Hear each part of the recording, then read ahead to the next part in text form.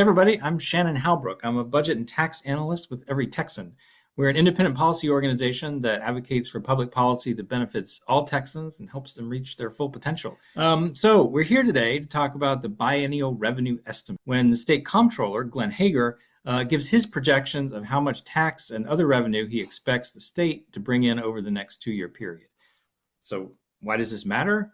This is my duty under the Texas Constitution. It's a serious responsibility because the funding available for state initiatives affects Texans' wallets and the quality of their lives. Okay, cool. Thanks to those hardworking Texas taxpayers and the state leaders and lawmakers who set policy and make spending decisions, Texas is in good financial shape. I expect revenues to grow through the next biennium, although at a more moderated pace than historical levels, and certainly by much less than the surge we experienced after the lifting of pandemic restrictions. I am not projecting a recession, and the state has money in the bank. Well, I will agree. Last session, the legislature did do some good one-time stuff. We got 5% pay raises for our state workers. Our retired teachers got a cost of living increase. We got some infrastructure investments as well. But we also got $18 billion in property tax cuts, and that's kind of an ongoing cost. So I will return to this notion that Texas has money in the bank. It will take time and strong leadership to address the continued damaging effect of record levels of inflation. Thoughtful consideration of spending decisions, as always, will be crucial to ensure new and existing investments can be funded in the future, and that these investments focus on improving the lives of Texans. Yes. That's what we've observed, and is what we've heard from Texans in our People's Budget community engagement work. Despite positive economic numbers, many of our residents are feeling the higher cost of groceries, housing, and other basic necessities, and many are struggling to ensure a bright future for their children. I'm glad he's saying this. We know we have a robust state economy. We know that the state GDP has grown more in the past 25 years than any other state. We have the 8th largest economy in the world. We know all that stuff, but many Texans are still struggling, and it's good to hear him recognize that. And in spite of the huge numbers we're about to see, state agencies and state educators are also struggling to meet their responsibilities to provide adequate services to Texans. Texas lawmakers will have an estimated $194.6 billion available for general purpose spending in the 2026-27 biennium. Okay, let's pause here and break this down to talk about how much money the state of Texas actually has. So now these numbers are an estimate of the money that the state of Texas is going to bring in throughout the 2-year period of 26-27. That starts on September 1st of this year. So the first big number that we want to talk about is $155 billion in tax revenue. That little pie chart there in the corner shows how that breaks down. More than half of that revenue is going to be from sales tax. So then we also have another $21 billion in non-tax revenue. But look, another thing I want to point out, we're starting with a beginning balance of $23.76 billion. Now, that's the carryover money from last time that we basically didn't spend from the last legislative session. It's not as big as the $33 billion that we had last time, but it's still a lot. Now, you'll hear some people call that a surplus. We prefer not to refer to it as a surplus because surplus kind of implies that it's just like extra money that we don't have any idea what to do with. But in fact, we do know what to do with that money. We need to make investments in Texans. In addition to general revenue related funds, I expect the state to receive $115 billion in federal income. Okay, so $115 billion in federal income. That's a lot. How does it compare to last time? It was actually less than the last couple of budget cycles because during the COVID pandemic, the federal government sent tons of money to states on top of the usual federal funding to deal with with COVID and the after effects of the pandemic.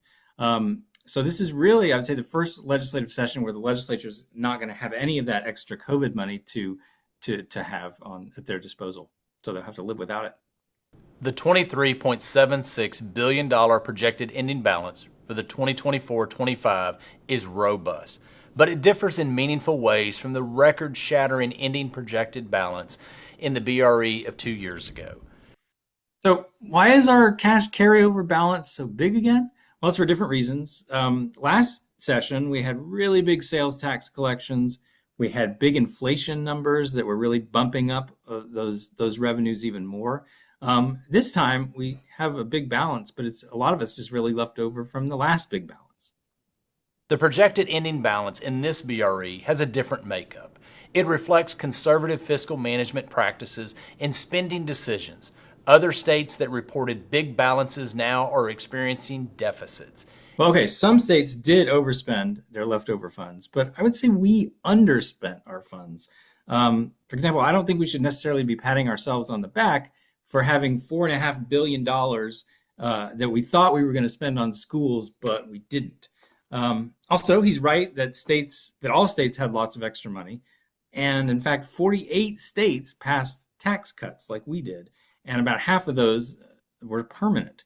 It kind of sounds familiar. And I mean, what's going to happen when we don't have such an enormous carryover balance, but yet we've implemented those tax cuts that are permanent and ongoing? The biggest source of state revenue is the sales tax. It's over half of our state revenue.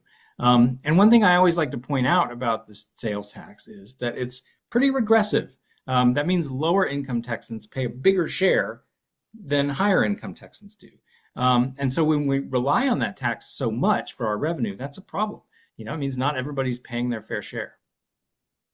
I project state tax collections that soared after the easing of COVID-related constraints in fiscal 2022 and 23 will grow in fiscal 2025 through 2027, but at a slower pace than what we have had historically. This reflects a return to more typical economic conditions and the ongoing reaction of consumers and businesses to higher interest rates aimed at easing and controlling inflation. At the same time, however, I would emphasize that our sales tax base is significantly higher than it was 10 years ago. So that means that our revenue picture is a little bit easier than it used to be, but let's resist the temptation to keep taking that sales tax revenue from lower income Texans and then spending too much of it on permanent tax cuts that trickle upwards. Insurance tax collections, after growing at an annual average rate of 4.8% from 2015 through 2021, jumped by 15.6% in 2022, and by a further 30.2% in 2023. Okay, I want to mention this too because this has raised some eyebrows. Insurance premium tax collections have really gone up, 15%, 30% during the pandemic. And this does increasingly impact housing affordability, both for owners and for renters.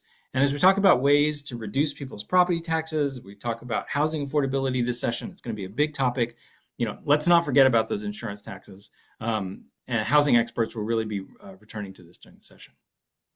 Texas benefits from being a magnet for businesses looking to expand and citizens seeking a better way of life.